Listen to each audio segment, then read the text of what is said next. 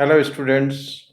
आज हम BSc second year inorganic chemistry यानी कि केमिस्ट्री फर्स्ट पेपर की जो सेकंड यूनिट है उसमें कोऑर्डिनेशन कंपाउंड्स हैं। उस कोऑर्डिनेशन कंपाउंड्स का थर्ड पार्ट हम डिस्कस करने जा रहे हैं।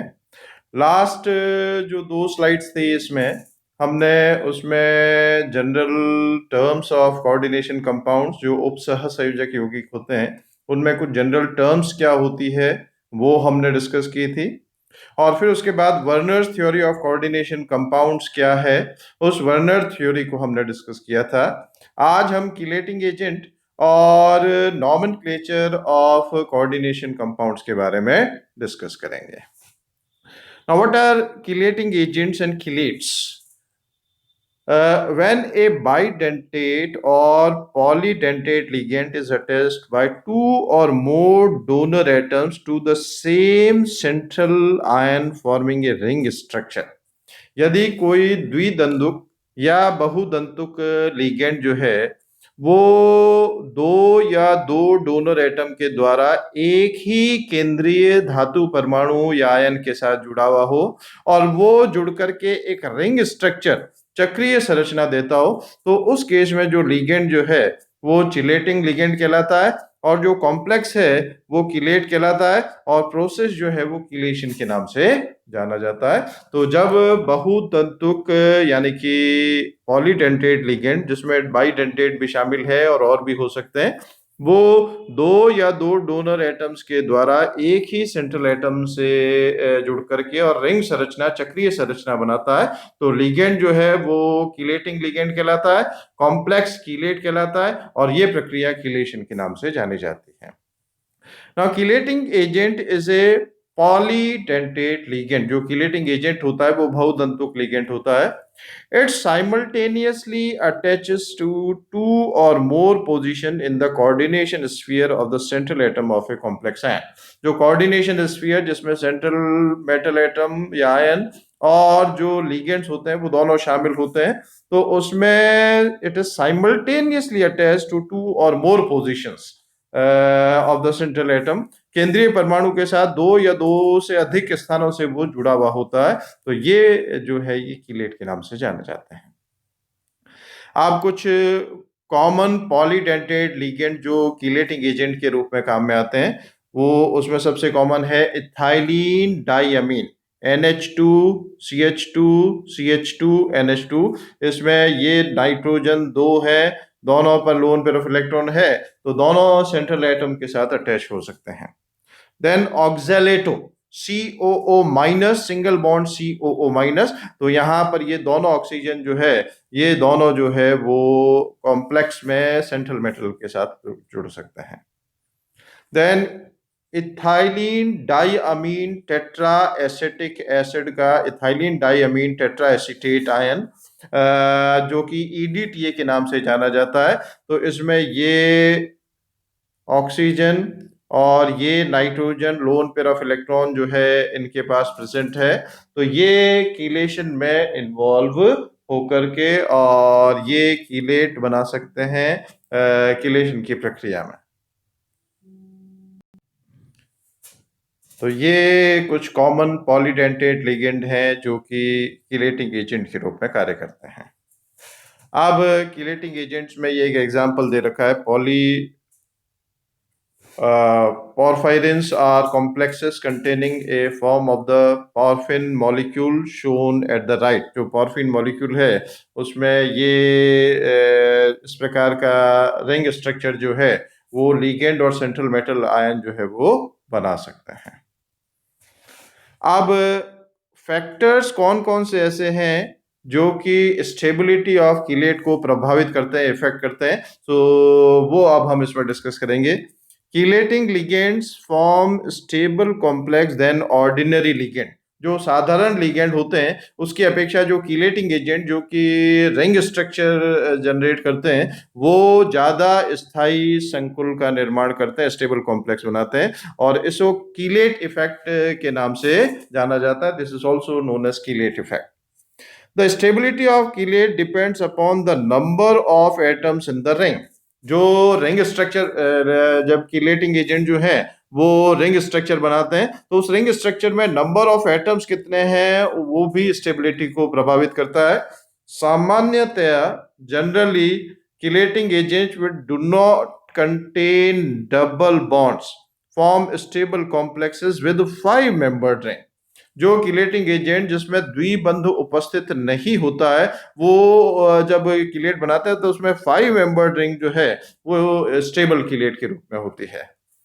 ऑन द अदर हैंड जबकि the chelating agent which contains double bond, जो किलेटिंग एजेंट जिनमें द्विबंध होता है वो 6-membered रिंग के केस में स्टेबल कॉम्प्लेक्स बनाते हैं, स्थायी संकुल का निर्माण करते हैं, जबकि जो रिंग बनती है वो 6-membered रिंग होती है। And next is chelating agent with the smaller groups form stable complexes। जो किलेटिंग एजेंट होते हैं जिसमें छोटे समूह उपस्थित हो, स्मॉलर ग्रुप्स उसमें प्रेजेंट होते हो, तो वो स्थायी संकुल का निर्माण करते हैं as compare to the chelating agent which has bulky और लार्जर ग्रुप्स। और ये स्टेरिक इफेक्ट्स के कारण से होता है। त्रिविन्यासी बाधा, जब बड़े समूह होंगे तो त्रिविन्यासी बाधा होगी तो उसमें स्टेबिलिटी नहीं होगी, तो वो किलेटिंग एजेंट जिसमें छोटे समूह उपस्थित होते हैं वो स्थायी संकुल का निर्माण करते हैं। तो ये है किलेटिंग एजेंट के बारे में। Now we come to next important part, naming coordination compound. हम संकुलों का किस प्रकार से नामकरण कर सकते हैं वो प्रक्रिया हम इसमें डिस्कस करेंगे। ये रूल्स आप अच्छी तरह से देखें क्योंकि इनसे रिलेटेड हर क्वेश्चन पेपर में एक दो क्वेश्चन जो है वो इससे संबंधित होते हैं।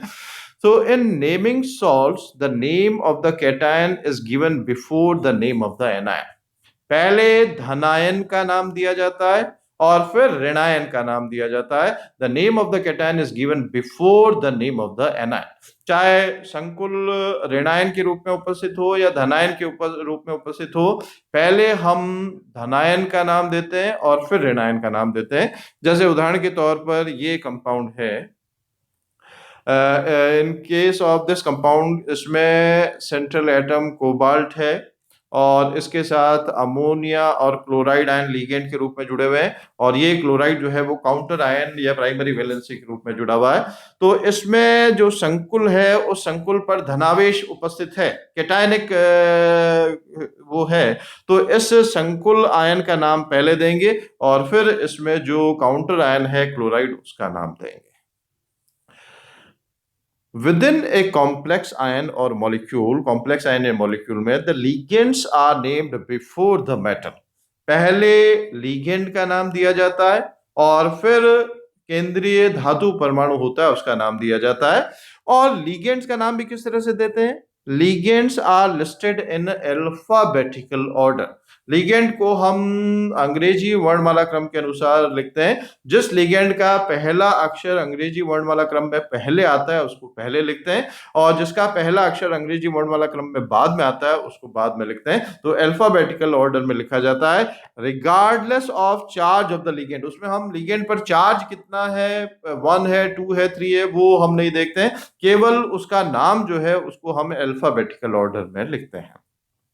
अब एक चीज और है, prefixes that gives the number of ligand. जब एक से ज्यादा लिगेंड होते हैं तो उसमें डाई, ट्राई, टेट्रा या बेस, ट्रिस, टेट्राकेस इत्यादि हम प्रीफिक्सेस काम में लेते हैं। तो इन प्रीफिक्सेस को अल्फाबेटिकल ऑर्डर में कंसीडर नहीं किया जा सकता। जैसे डाई क्लोरो है तो डाई क्लोरो में डाई शब्द का डी काम में नहीं आएगा, क्लोरो का सी जो है हम यूज में लेते हैं। तो अल्फाबेटिकल ऑर्डर देखते समय ये जो प्रीफिक्सेस हैं डाई, ट्राई, टेट्रा या बिस, ट्रिस, टेट्राकेस, इनको नजरअंदाज कर दिया जाता है, इनको हम कंसिडर नहीं करते हैं। फिर हम एग्जांपल लें, CONH3 5Cl ओवरऑल +2 आयन है, तो अमोनिया लिगेंड और क्लोराइड दो हैं, अमोनिया और क्लोराइड। अल्फाबेटिकली अमोनिया पहले आता है तो उसको पहले लिखेंगे और फिर क्लोराइड को हम बाद में लिखेंगे। तो ये है पेंटाअमीन chloro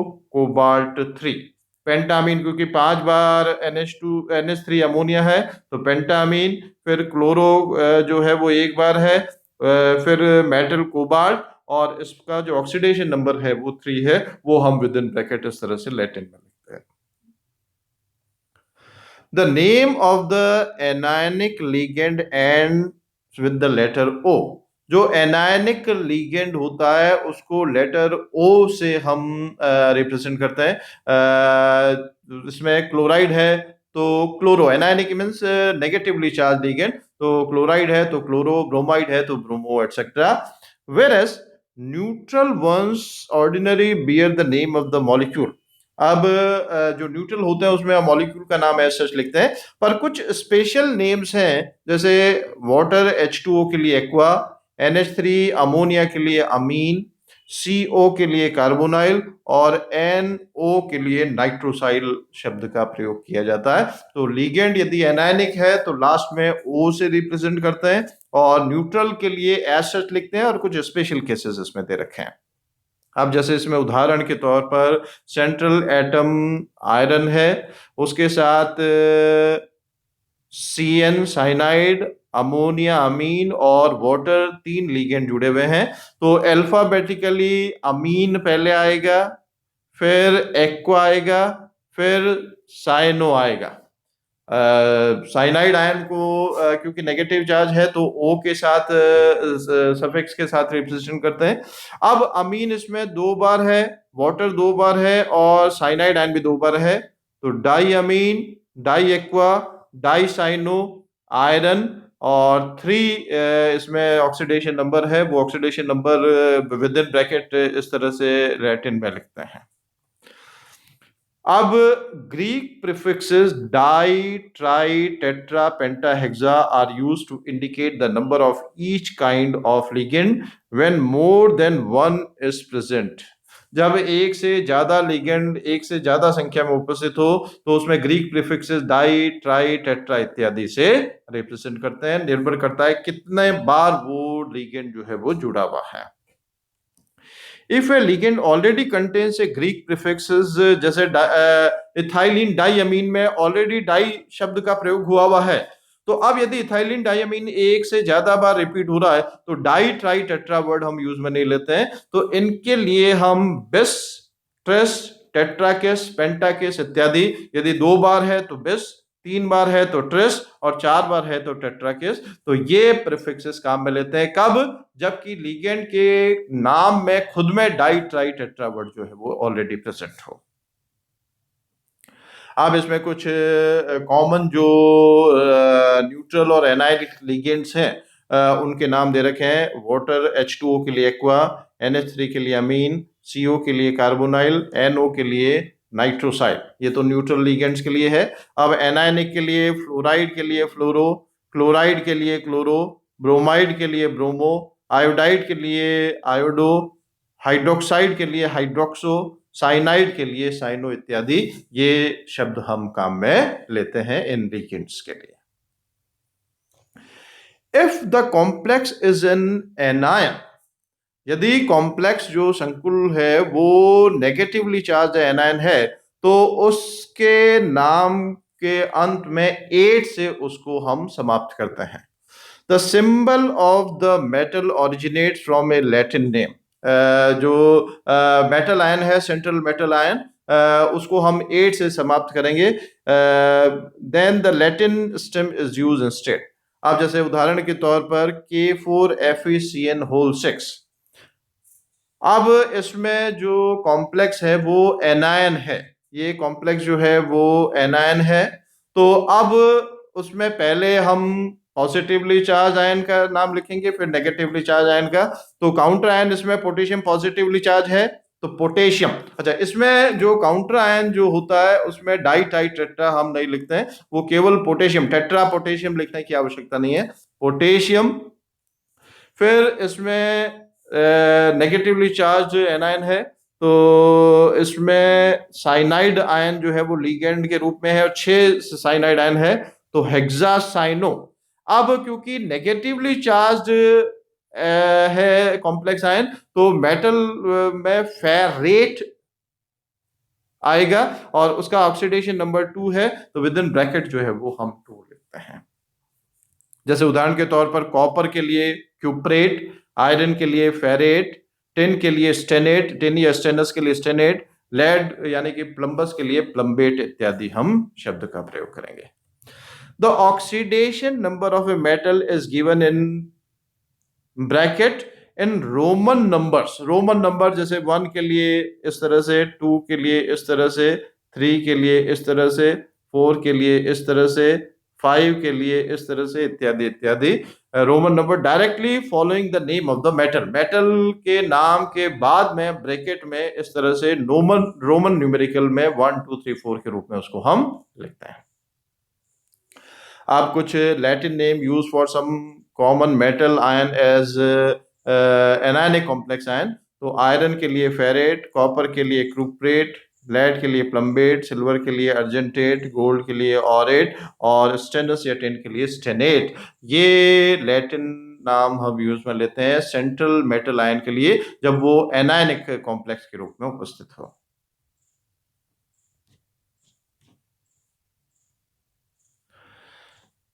the coordination number of ligand attach to more than one metal, जब एक से अधिक मेटल से लिंक्ड हो, हालांकि इस तरह का एग्जांपल हमारे नहीं हो, then it is indicate by its subtract Greek symbol mu. Mu के द्वारा हम उसमें रिप्रेजेंट करते हैं। कब? जब coordination number of ligand attach to more than one metal, एक से ज्यादा धातु परमाणु से जुड़ा हुआ हो, तो फिर उस केस में हम म्यू शब्द का प्रयोग करते हैं। Geometrical isomers are named by the use of term cis और trans। cis और trans जब ज्यामितीय समावयव होते हैं तो अब हम उसमें cis और trans के रूप में लिखते हैं। cis to designate adjacent position and trans to designate opposite position। यदि एडजेसेंट पोजीशन है, सेम साइड में है तो cis, और अपोजिट साइड में है तो उसमें ट्रांस के रूप में लिखते हैं। अब सपोज स्क्वायर प्लेनर कॉम्प्लेक्स है, स्क्वायर प्लेनर यानी कि वर्ग समतलीय संरचना है, तो उसमें यदि पोजीशन 1 4 1 2 2 3 या 3 4 पोजीशन पर हो तो उसके लिए सिस का हम प्रयोग में लेते हैं, यानी कि वो समान पोजीशन में है, समान डायरेक्शन में, सेम डायरेक्शन में है।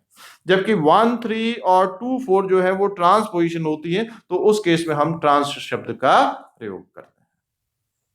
अब जैसे उदाहरण के तौर पर इसमें ये ट्रांस पोजीशन में है तो ट्रांस, और इसमें ये सिस पोजीशन में है तो ये सिस के रूप में हम इसको लिखते हैं। अब ऑप्टिकली एक्टिव, प्रकाशिक रूप से सक्रिय हो, तो उसके लिए सिंबल डेक्स्ट्रो रोटेटरी के लिए D या प्लस और लीवो रोटेटरी के लिए L या माइनस के रूप में हम रिप्रेजेंट करते हैं। और उसके लिए उदाहरण के तौर पर ये दे रखा है पोटेशियम ट्राई ऑक्सलेटो, ऑक्सलेट है 3 बार है, सॉरी डाई ऑक्सलेटो होगा, डाई ऑक्सलेटो। इरिडेट, इरिडियम जो है वो नेगेटिव आयन के रूप में है तो इरिडेट, और इसको रोमन लेटर्स में इसका ऑक्सीडेशन नंबर 3 के रूप में हम उसको लिखते हैं। तो डेक्स्ट्रो रोटेटरी है तो प्लस, और लीवो रोटेटरी है तो माइनस के रूप में भी उसको रिप्रेजेंट किया जाता है। अब इसमें एग्जाम्पल दे रखे हैं। इसमें ये कॉम्प्लेक्स आयन जो है वो नेगेटिवली चार्ज है, एनायनिक कॉम्प्लेक्स है। अब इसमें लिगेंड क्लोराइड है जो कि 4 बार जुड़ा हुआ है तो टेट्रा क्लोरो, और नेगेटिवली चार्ज आयन है तो निकेलेट, और उसका ऑक्सीडेशन नंबर 2 है तो रोमन में 2 के रूप में लिखा है, और ये आयन के रूप में है तो आयन। फिर आप ये लें तो इसमें 2 लिगेंड है, अमीन और क्लोरो। तो अमीन को हम पहले लिखेंगे अमीन पेंटाक्लोरो क्यूप्रेट 2 आयन, क्योंकि इसमें फिर कॉम्प्लेक्स जो है वो एनायनिक है तो मेटल, सेंट्रल मेटल के साथ 8 सफिक्स हम जोड़ेंगे और फिर रोमन में विद इन ब्रैकेट उसका ऑक्सीडेशन नंबर लिखेंगे। अब इसमें इथाइलिन डाइअमीन और साइनो 2 हैं। अब इथाइलिन डाइअमीन में क्योंकि 2 है तो बिस वर्ड आएगा। अब बिस में बी काउंट नहीं होगा, इथाइलिन का ई और साइनो का सी, तो पहले साइनो आएगा तो डाई साइनो बिस इथाइलिन डाइअमीन कैडमियम 2, ये न्यूट्रल है तो कैडमियम 2। फिर ये वाला हम लें।